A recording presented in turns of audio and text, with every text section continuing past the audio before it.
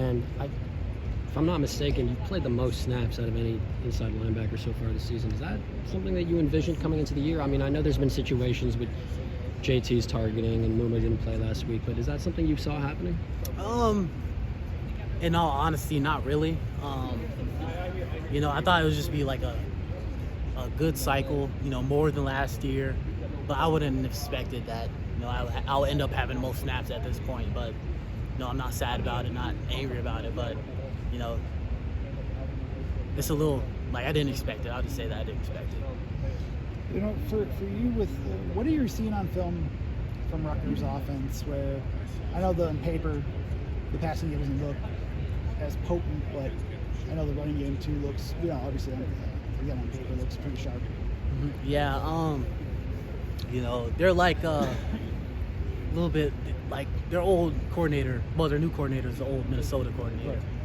And that's just kind of like getting more into Big Ten play. That's like an older, like a few years past. That's what you expected from teams like Rutgers and other teams, and they're consistent at running the ball. They're gonna run the ball. Like that wasn't just a day like a game plan where we're just gonna run the ball, but there should be a lot of running this game, and they're gonna try to control the clock. They're gonna try to control the game.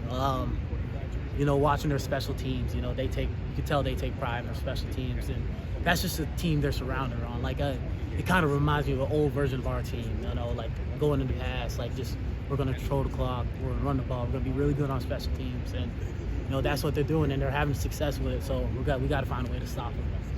With Rimset, the quarterback, obviously dual threat type. He's been able to make some plays and score some touchdowns. How could he potentially stress you and the other inside linebackers with having to defend him? Because he can run the ball, but he also has the ability to throw it too. Yeah. I'll say just the biggest thing is probably just the plus one runs they have from him. When the running back leads, that changes the map for the defense. So now it's, you can't just be like, okay, when the running back comes, we got to fit it this way. They're going to catch you off guard a few times. And, now it just turns onto being in your gap into two gapping or, changing math or trying to bonus up. So that can be really tough for defenses who don't expect it or, kind of underestimate it. But, we just got to keep them in check. Do you see your game and your whole overall skill set evolving in this new defense you're playing in this year? Yeah. I mean, I think it's just evolving with age, evolving with knowledge, and just being here for a little minute now. I'll say, with the coaching staff, it's a little bit more aggressive style, and you get a little bit more freedom. And when you're an older dude, you look back at Leo and Jack. I'll come in practice. Leo and Jack will do something in the game or in practice where we hadn't, like me, Brian, when Rats was here. There's no way we're doing that. Like, you're just playing the defense, but now you get a little bit more freedom when you're older dude. So, that's a benefit. That's a plus. You picked up some pressures too, rushing the passer. I believe you gotten a couple sacks in there as well. So has that been a change for you, and just what's that experience been like? I think playing more, you're gonna get more of an opportunity to rush the passer.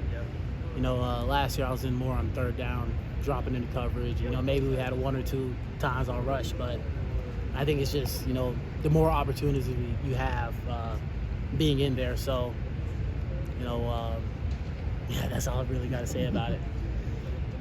Kind of talking about off the field, but Hunter Wohler, just how is he off the field? Yeah, he's a real good dude. He's been a real good dude since he got here. Always hangs around the boys, always there. His house is always open for us to come hang out. We go over there all the time to play poker, go over there to play cards, go over there to watch football games. This bye week we were over there watching the football games. And he's been like that. He's always been like that. That group, Hunter Wohler, I know he's close to Grover Bortolotti, Alex Moeller, JP, all those boys, they have a house nearby, and that's like a sanctuary for the football team. So, he's a real good guy. Is he a good poker player, or is he? I don't think he dibble. That's more of a Brian Sanborn thing, JP Benfall thing. But his house is open and the poker table is always going. So, I'll say that. Jake, can you talk a little bit about the camaraderie of your inside linebacker room? I mean, obviously, you guys are running it back this year with the top three of you, Muma and JT. Just what's that relationship like? We always been close. Hang out with JT all the time, hang out with Muma all the time, hang out with Tate all the time, hang out with Brian all the time, Aiden Vaughn all the time. Bring Christian Allegro along, get him in the system. But it's just like a brotherhood. There's a difference between playing real early on and being a scout team guy or hanging back with older guys. Muma, Tate, JT, they didn't play when Jack and Leo were here. Not saying it's their fault or Jack and Leo were really good. So when you're on the bus 3 of a travel squad, when you're on the top of the hotel together, you just build relationships, and it doesn't really change when you finally get to play with each other. And people don't go Hollywood. Like when you have those relationships built early on, people don't change. And when they start to when people start turning, you can be like, hey bro, like that's not you, that's not me, my bad, like I'm sorry. And I think we'll be friends for the rest of our lives. I'm curious, because coaches talk about you as a starter, and obviously you've played starting level snaps and everything, but I'm just curious what your initial reaction was when, that week 1 depth chart come out, you got the or next to your name. Just, again, not one of the top 2 guys, but again, you got that or, so you knew you were going to be playing a little. Just what was your reaction when you saw that? With the new staff, I've been new, I had the opportunity to play. Maybe early on I was a little bit, man, I don't know how these guys operate. I don't know how their rotation is, but, they gave me a chance. They're still giving me a chance, and I really appreciate it. And with that being said, you got to earn it with these guys. There's a lot of stuff isn't handed out, so I knew what it was and what it's going to be, so there wasn't really any surprises. With the bye week, how was for y'all? Just what did you figure out? What were some of the things that, in terms of looking at yourselves, did you figure out about the defense or going against the run and stuff? And did you figure out some things that you feel you'll be able to better contain the opponent's run game? Yeah,